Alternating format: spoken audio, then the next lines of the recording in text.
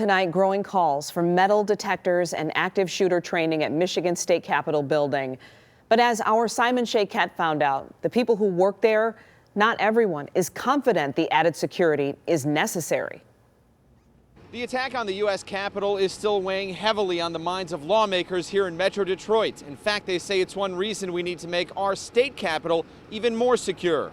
One of the first things that I did before I even started my first day in the legislature was I went out and I purchased a bulletproof vest. I'm not going to tell them how they should feel, but to me, a lot of this is being blown out of proportion.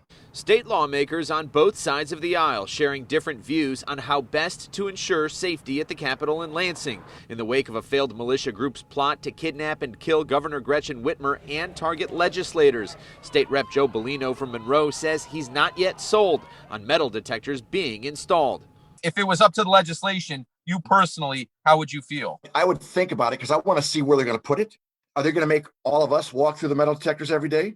Or are we going to be able to go into another door? State Rep Regina Weiss of Berkeley says she fully supports adding them, given the amount of school tours that bring kids to the Capitol almost daily. Yet she points out while open carry is banned, carrying concealed is still allowed with a valid permit. Yet no one is actually checking for ID. I do think that that's necessary.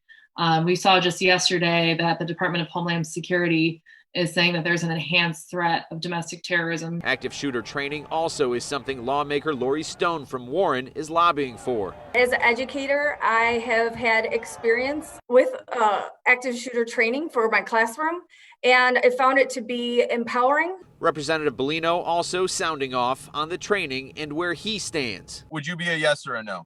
Oh, I would have no problem with it. Yeah. Any day on the House floor, there's 20 to 40 people packing guns. Carry all the time. We just exercise our right. The governor has also set aside some funding for the installation of those metal detectors. However, lawmakers say they are still waiting to see what happens next. Simon Shayket, 7 Action News.